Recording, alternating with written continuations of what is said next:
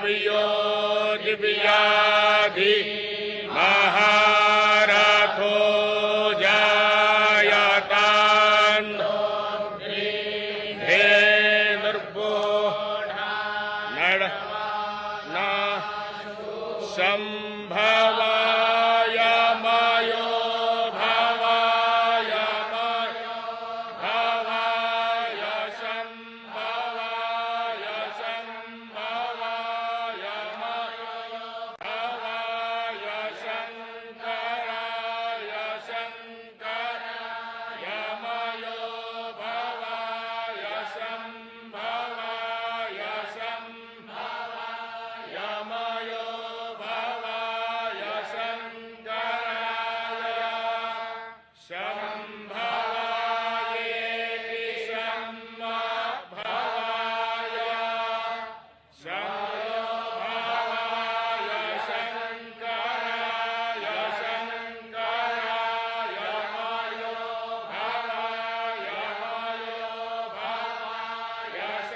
शंकराय मयस्कराय मयहकराय शंकराय मयो भवाय शंकराय मयस्कराय मयो भवायेति मयः भवाय शंकराय मयस्कराय मयहकराय शंकराय शंकराय मयस्कराय शिवाय शिवाय मयहकराय शंकराय शंकराय मयस्कराय शिवाय शंकरायेति शंकराय मयस्कराय शिवाय शिवाय मयहकराय मयस्कराय शिवाय शिवकराय शिवकराय शिवाय मयहकराय मयस्कराय शिवाय शिवकराय मयहकरायेति मयहकराय शिवाय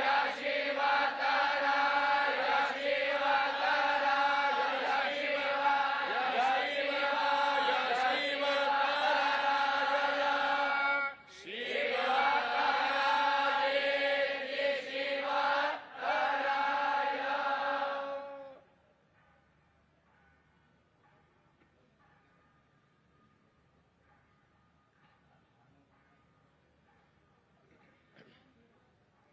आनो भद्राः क्रतवो जन्तु विश्वतो रब्धासो अपरीतास उद्भिदाः देवानो यथा सदमिद्वृधे असन्नप्रायो रक्षितारो दिवे दिवे देवानां भद्रासु मतिर्रेजूयतां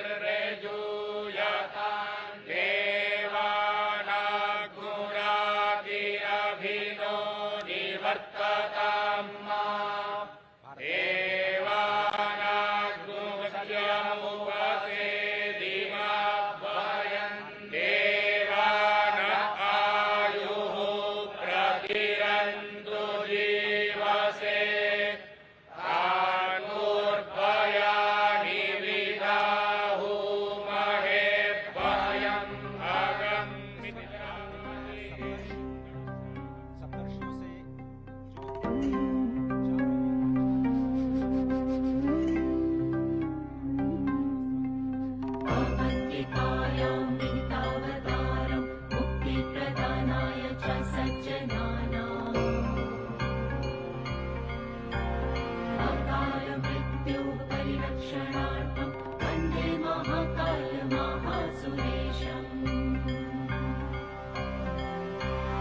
अवन्तिकायां विहितावतारं मुक्तिप्रदानाय च सज्जनानाम्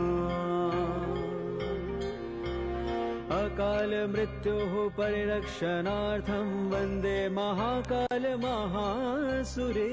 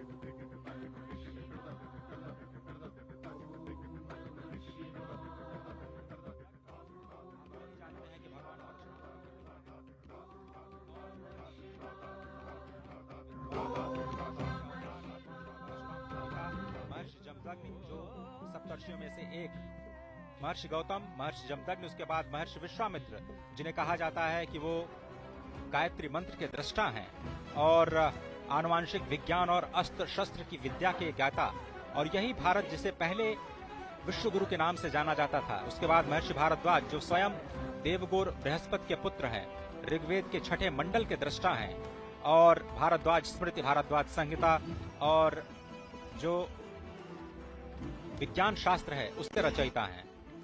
साथ ही महर्षि अत्रि, जो कि ब्रह्मदेव के नेत्र से उत्पन्न है, ऋग्वेद के 5वें मंडल के दृष्टा और वनवासी श्री राम के मार्गदर्शक। और अत्रि, इस वक्त आप जो तस्वीरें देख रहे हैं, ये महाकाल पथ की तस्वीरें, जिसमें इस वक्त मंडपम जिसे कहा जाता है, और ये बहुत ही अत्यंत मनोहारी दृश्य त्रिपुर वध का। त्रिपुर एक महान दानव, जिसे भगवान श्री शिव ने एक ही बाण में त्रिपुरासुर का वध किया, और इस रथ का संचालन स्वयं श्री ब्रह्मा जी ने किया था। ये इस अत्यंत मनोहारी दृश्य के माध्यम से आपको त्रिपुर वध की जो कथा है वो आप तक पहुंच रही है।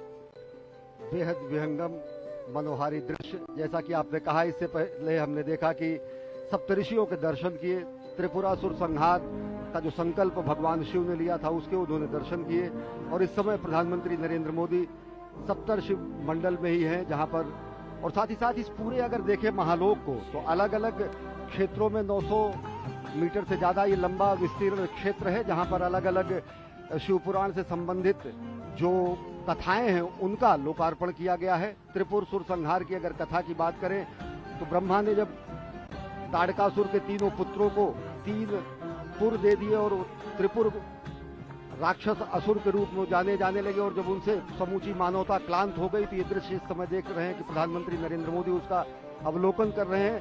तो उसे मोक्ष प्रदान करने के लिए एक विशेष रथ के रूप में और विशेष अस्त्र के रूप में त्रिपुरासुर संहार करने के लिए भगवान शिव ने अवतार लिया, जिसमें उनके रथ के रूप में, सारथी के रूप में स्वयं ब्रह्मा थे, सूर्य और चंद्र जिसके पहिए थे, मेरु पर्वत उनकी धनुष थी, सर्पराज वासुकी उनकी प्रत्यंचा थे, अग्नि वायु विष्णुदेव और यमदेव उनके बाण थे, और सबसे बड़ी बात, इस दुष्कर और दुसाध्य कार्य के लिए भगवान शिव ने उज्जैन का ही चयन किया।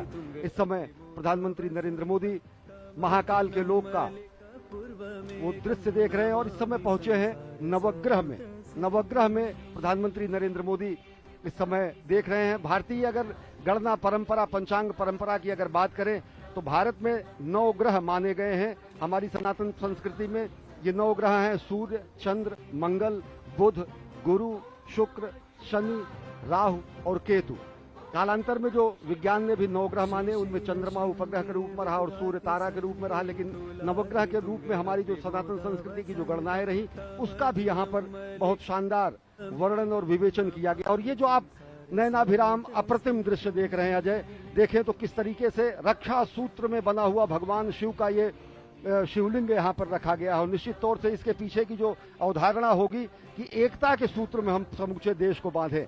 धर्म धर्मांतर मत मतांतर को किनारे रखते हुए एक रक्षा सूत्र के रूप में यहाँ पर उपस्थित भगवान शिव का ये महालिंग ये बताता है कि किस तरीके से हम राष्ट्र की एकता के लिए, राष्ट्र को एकता के सूत्र में बांधने के लिए हम तत्पर हैं। क्योंकि ये पूरा का पूरा जिस शिवलिंग का लोकार्पण करते समय प्रधानमंत्री नरेंद्र मोदी ने विश्वार्पण लोकार्पण किया, वो रक्षा सूत्र से बना हुआ है। और रक्षा सूत्र से बनने का अर्थ यही है कि हम एकता के सूत्र में बंधे, क्योंकि अलग अलग तंतु जब एक हो जाते हैं तो रक्षा बनती है, और वो रक्षा सूत्र निश्चित तौर से लोगों की रक्षा के लिए होती है। और साथ ही साथ अगर देखें अजय, तो ये भारत के विश्व के मस्तक पर, विश्व के क्षितिज पर नए भारत के अभ्युदय का सीधा प्रमाण है। पूरी दुनिया देख रही कि किस तरीके से भारत भारतीयता को अपने में समेटे, नित नूतन और चिर पुरातन विरासत के साथ विकास के मंत्र को लेकर प्रधानमंत्री नरेंद्र मोदी नए भारत का अभ्युदय कर रहे हैं, नए भारत का निर्माण कर रहे हैं, नए भारत की संकल्पना को साकार कर रहे हैं।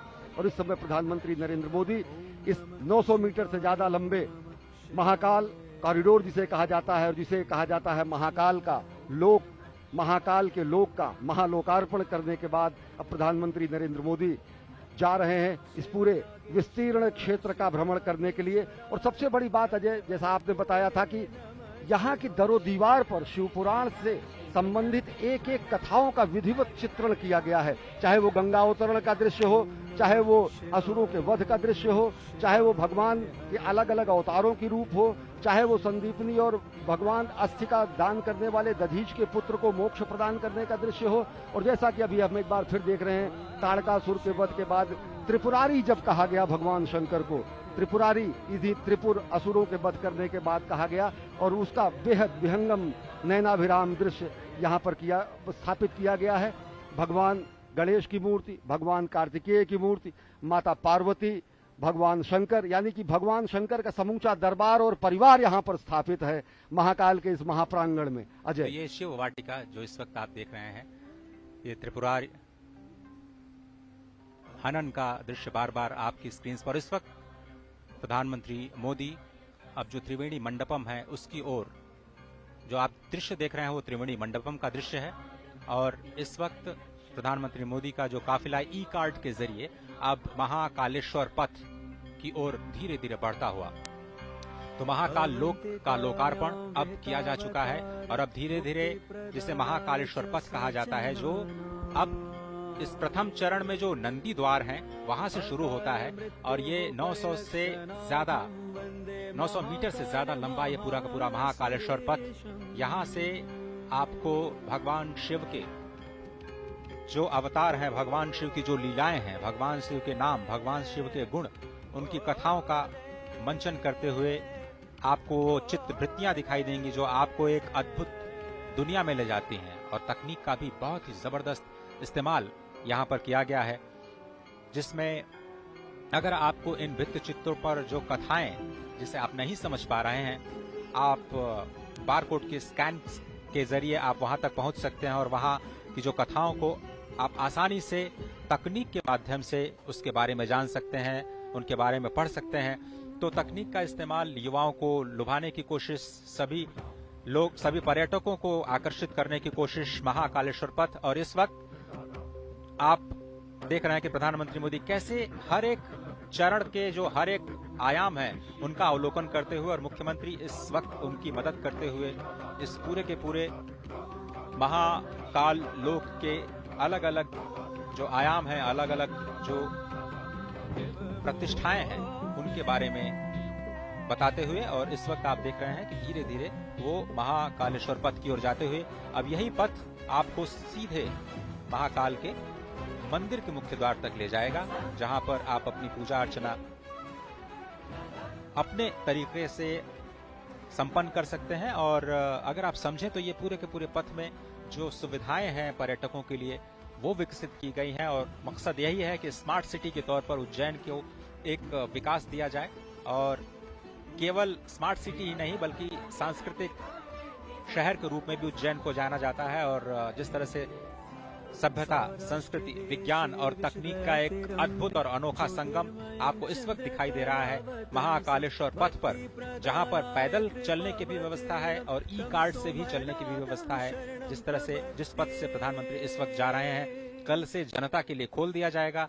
और आम जनता कल से ही इस पथ का प्रयोग करते हुए चाहे तो पैदल और चाहे तो ई कार्ड के माध्यम से भगवान श्री महाकालेश्वर के मुख्य मंदिर की ओर जाने के सफर पर निकल सकते हैं और साथ ही जो शिवलोक के कथाएं हैं उनको अपने आप में समाहित करने की प्रक्रिया को भी समझ सकते हैं, जान सकते हैं। निश्चित तौर से अजय अगर देखें तो ये अकल्पनीय दृश्य है। जिस तरीके से रुद्र सागर का पुनरुद्धार हुआ, जिस तरीके से रुद्र सागर को विस्तार दिया गया, जिस तरीके से रुद्र सागर का विस्तारीकरण करने के बाद सौंदर्यीकरण किया गया, उस तरीके से ये सही मायने में अगर देखें तो अद्वितीय है, अतुलनीय है, अप्रतिम है, अनुपम है।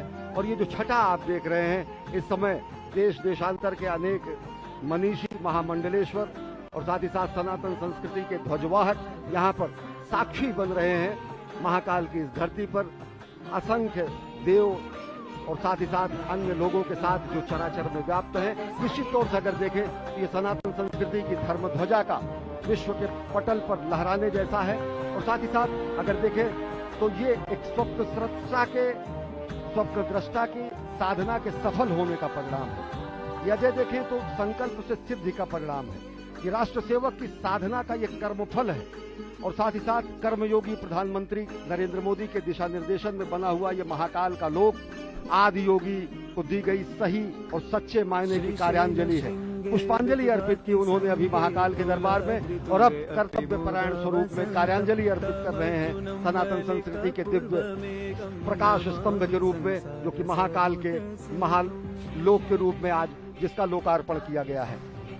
एक और बहुत ही महत्वपूर्ण जानकारी जो मैं आप सभी के साथ साझा करना चाहता हूं अश्विनी, वो ये कि आप इस वक्त जो दृश्य अपने टीवी स्क्रीन पर देख रहे हैं वो भारत का पहला नाइट गार्डन है।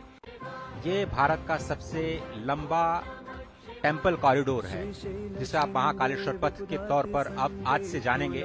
महाकाल लोक का ये महाकालेश्वर पथ इस वक्त भारत का सबसे लंबा कॉरिडोर, काशी कॉरिडोर भी आपने देखा, वो 300 मीटर करीब उससे 3 गुना ये जो लंबाई है। और इस वक्त जो दीवारों पर जो कथाएं चित्रित की गई हैं वो कैसे उकेरी गई हैं और कैसे सभी संतों से, सभी महर्षियों से विचार विमर्श करने के बाद किन श्लोकों को वहां पर उद्धृत किया जाना है।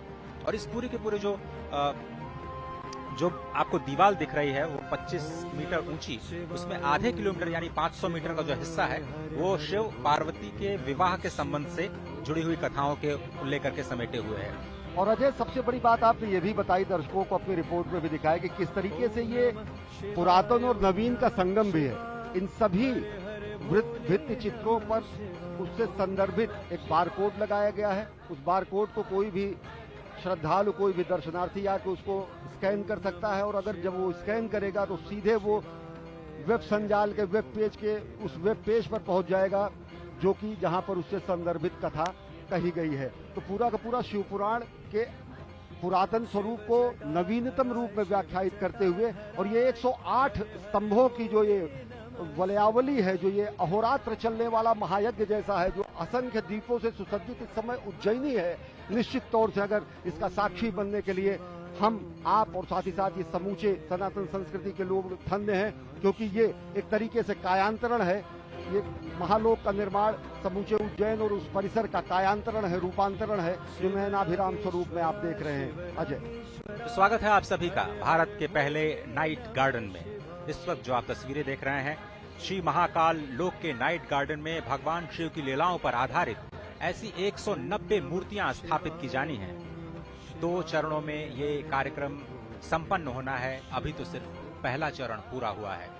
स्मार्ट सिटी परियोजना के तहत उज्जैन को विकसित करने की ये जो योजना है, उसके दूसरे चरण का कार्य मार्च 2024 तक पूरा होने की संभावना, उम्मीद जताई जा रही है।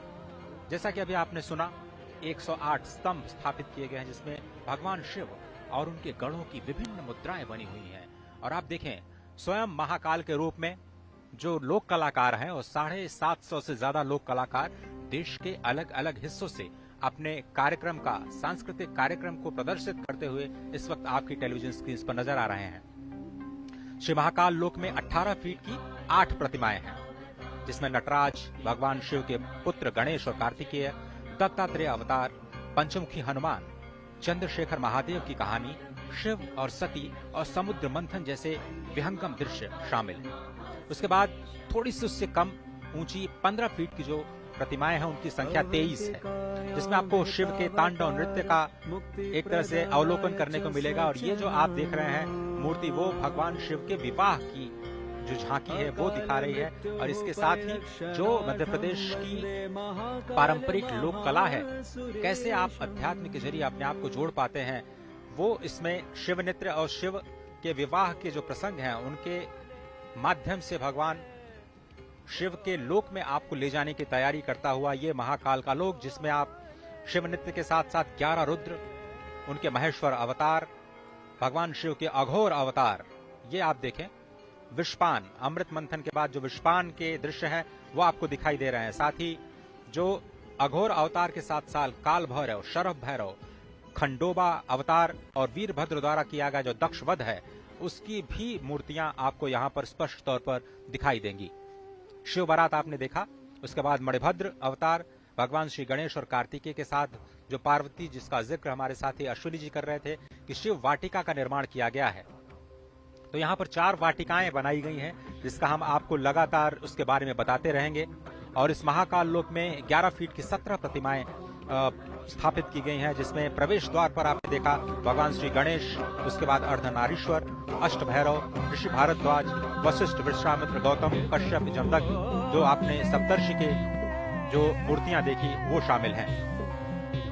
बहुत ही अद्भुत जो प्रतिमाओं का दर्शन और उसके साथ साथ जो भगवान शिव की जो शिवत्व का दर्शन है, वो आप कैसे दृश्यों के माध्यम से अपने आप में समाहित करते हुए भगवान श्री महाकालेश्वर मंदिर की अपनी यात्रा को धीरे धीरे आगे बढ़ाते हुए और अत्याधुनिक सुविधाओं का आनंद लेते हुए कैसे आप अध्यात्म के सफर पर चल सकते हैं और कल ही से इस योजना का या फिर कहें इस सुविधा का लाभ उठा सकते हैं, वो अब राष्ट्र को समर्पित हो चुका है। स्वागत है आप सभी का महाकाल लोक में, स्वागत है आप सभी का भारत के पहले नाइट गार्डन। ज्योतिर्मयं चंद्र कलावतंसं भक्ति प्रदानाय कृपावतीर्णं तं सोमनाथं शरणं प्रपद्ये। संकल्पना है सही मायने में यहाँ पर इस समय धरती पर उतर आई है और सब कुछ इस समय शिवोहम के स्वरूप में हो चुका है।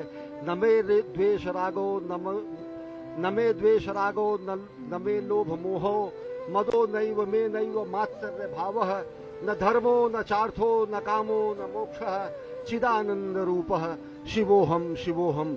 अगर शिव को व्याख्यायित करने की कोशिश की जाती है तो कहा जाता है न द्वेष है, न राग है, न लोभ है, न मोह है, न मद है, न मात्सर्य है, न धर्म है, न अर्थ है, न काम है, न मोक्ष है, चिदानंद रूप है।